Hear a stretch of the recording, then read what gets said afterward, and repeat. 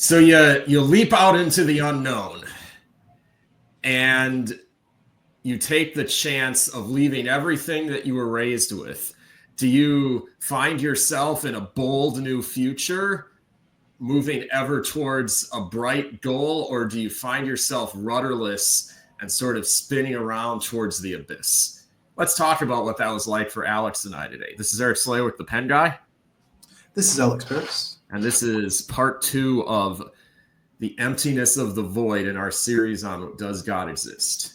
So just to make it clear, right now we're dealing with something that's more, I guess, subjective. It overlaps the subjectivity and the objectivity that we've been kind of bouncing back and forth, because everything else in this series have been logical arguments for God's existence. But I feel that to give the complete picture of, because humans don't just operate obviously on the basis of pure logic.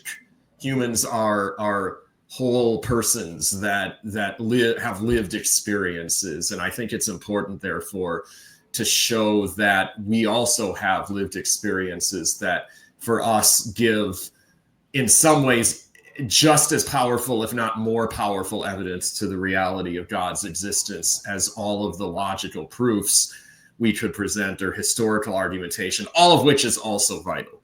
All right, so then let's get to the next part. So last time we left your story, you had become a Gnostic, like an actual 1st century, 2nd century type Gnostic. Mm-hmm. So what was life like for those? Because we both had basically the same 4-year time span as atheists, mm-hmm. right? More or less. Yeah, I'd say so. Okay, so in this quote unquote 4 years, what was life like?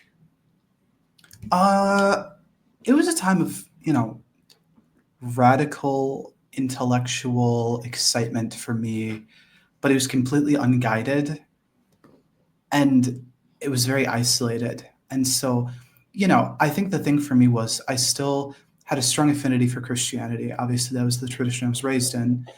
And I got really stuck on the fact that it's like, well, we have Matthew, Mark, Luke, and John.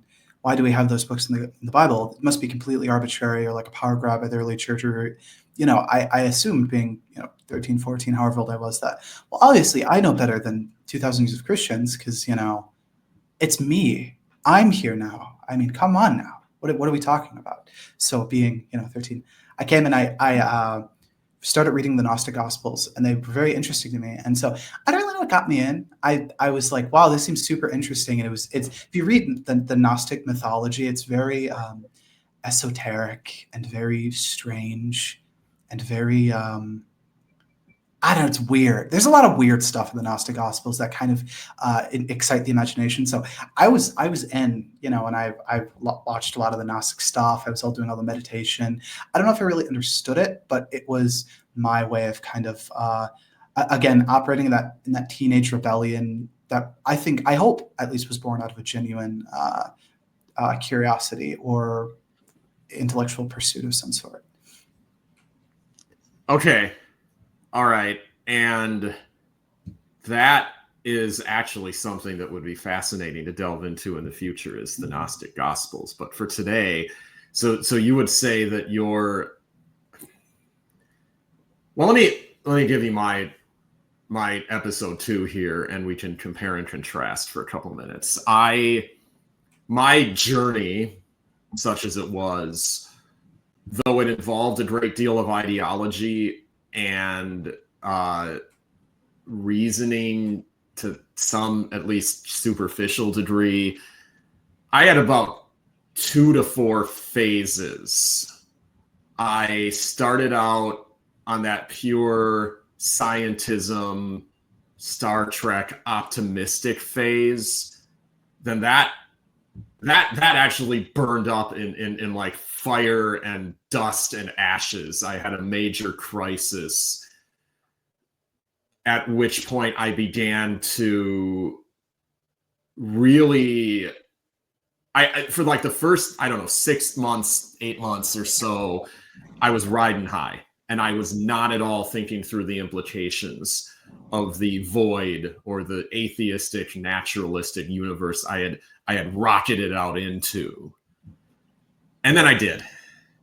And that did not go well. And that was the beginning of the end for me. I spent the next 4 years, I floated to a sort of weird, like, new agey environmental nature. I mean, today as Christians, we would call it nature worship, but it didn't involve formal rituals. I wasn't I have friends who are actual literal pagans today. I wasn't that. I was a naturalistic atheist, so I couldn't be. Well, at least not. Maybe I should correct that and say in the 90s, people hadn't quite gotten to that point yet where they were theoretical atheists, but they would still worship pagan deities and stuff. I think that's kind of more of a 2020s kind of thing. But that was my second phase. In the middle of that, I eventually moved to just the typical teenage kinds of concerns with,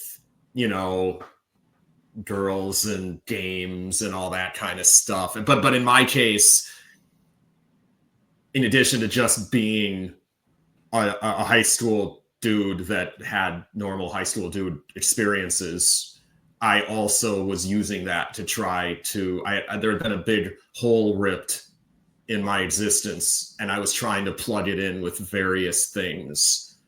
And those 4 years were basically the story of each one of them failing in turn.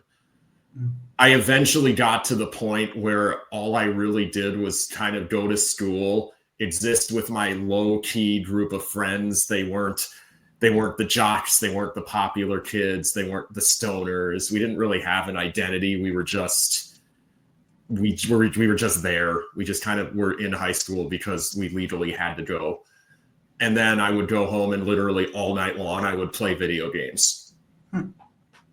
Because I was that numbed the void for me. And there's a whole discussion to be had about quote unquote healthy or socially acceptable forms of coping versus unhealthy ones. I mean, enough people in my place might have turned to drugs and alcohol for the same thing. I'm eternally grateful that I didn't.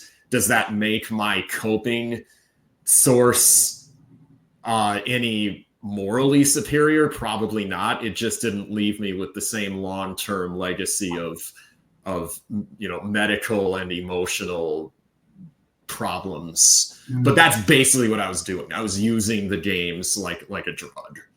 And I got to the end of I eventually got to the end of that, but we can get to that next time when we get to the kind of conclusion of this process.